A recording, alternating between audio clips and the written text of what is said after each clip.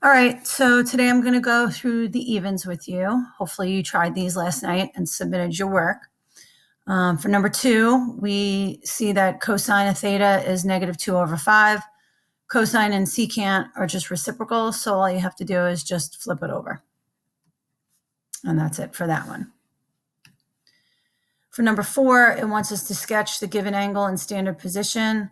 So since the denominator is 8 here, I go around and label in eighths, right? Halfway to 8 pi over 8 is 4 pi over 8. I don't need to go any further because 5 pi over 8, first of all, is positive and would be in between 4 pi over 8 and 8 pi over 8. So you're rotating counterclockwise and landing in quadrant 2.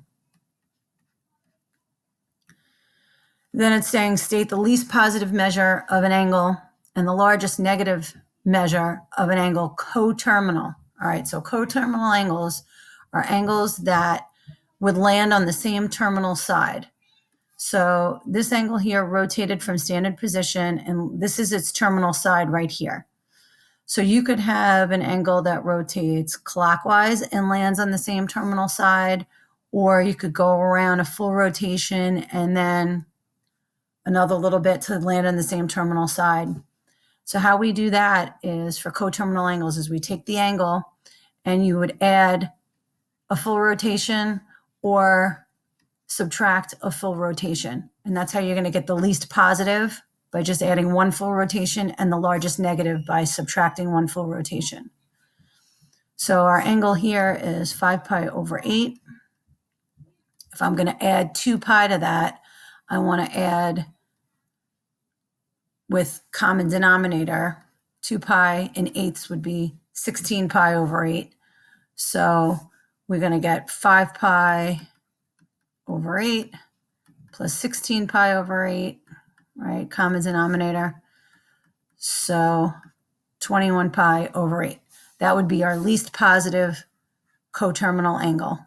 So that would be this angle here that rotated clockwise, one full rotation, past 16 pi over 8 and went another 5 pi over 8. The least negative would be take 5 pi over 8 and subtract a full rotation. So again, we would need a common denominator there. So we're going to subtract 16 pi over 8 and we would get -11 pi over 8. So that's if you start here in standard position and rotate clockwise, and you would rotate clockwise 11 pi over 8, which would land on -11 pi over 8. So all 3 of these land in the same spot. This is a -11 pi over 8. It's 5 pi over 8, and it's also 21 pi over 8. That's all on the same terminal side. Okay. All right, converting. For this one here, I showed yesterday how you can use the proportion, but for this one here, I'm just going to use dimensional analysis. So I'm going to put that over 1, which means my 180 degrees would have to go in the bottom, so that those would have to cancel.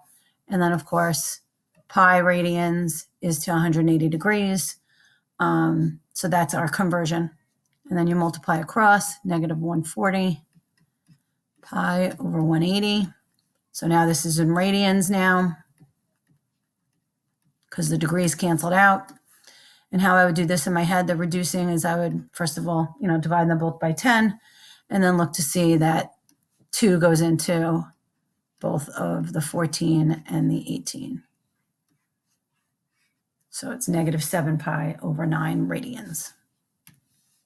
Okay. We have a circle whose radius is 8. As soon as you hear that, start making a diagram. And the length of an arc of a circle is 2 pi. What is the number of radians in the central angle subtended by the arc? Okay.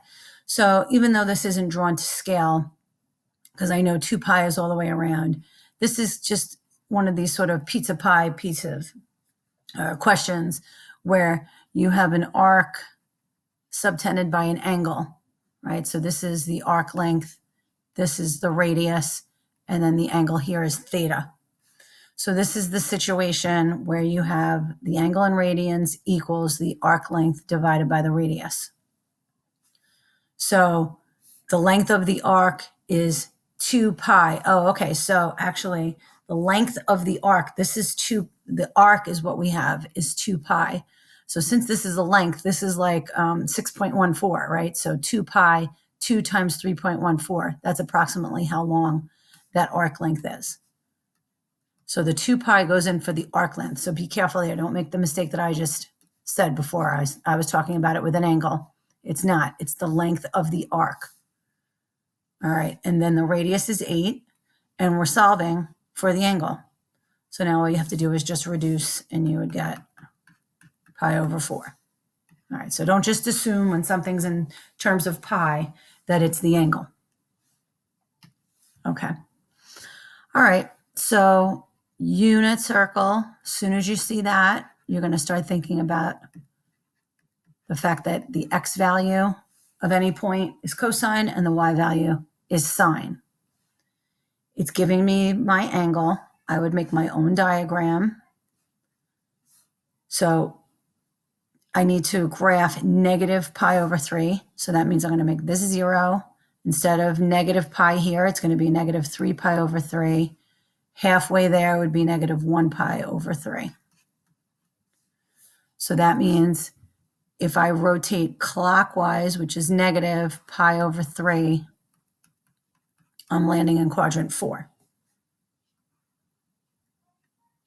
Create your triangle there. Think about your reference angle. Well, I just rotated clockwise pi over 3.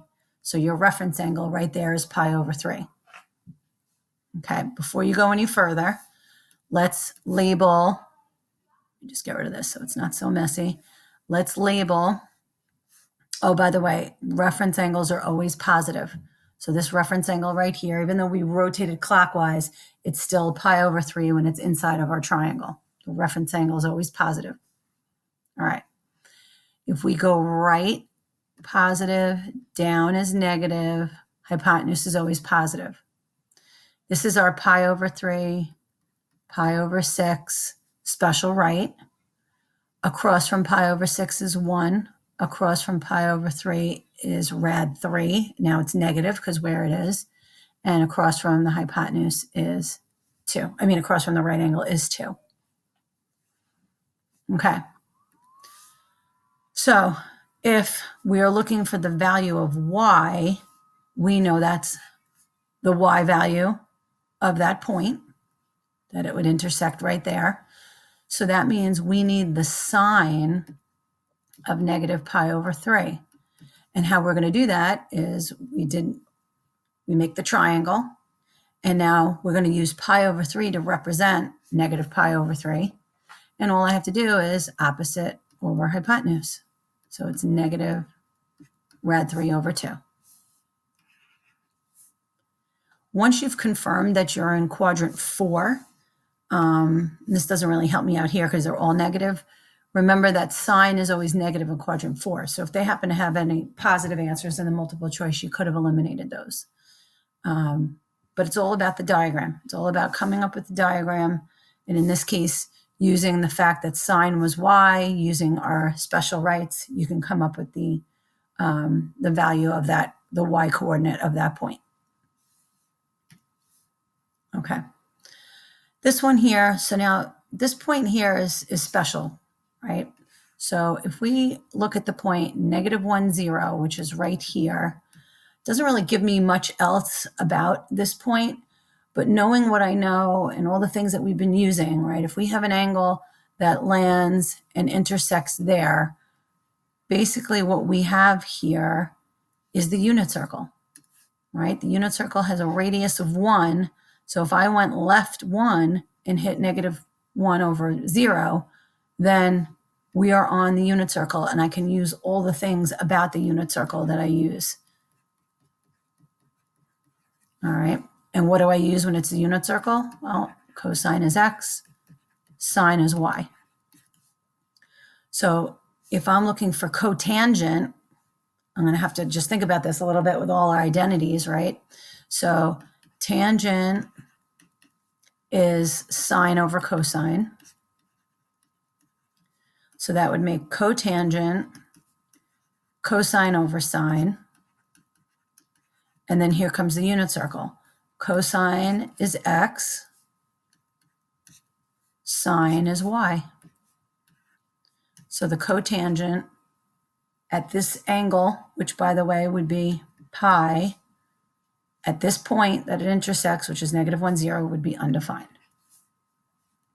Okay, I'm going to stop the recording now. I will finish up on the next video.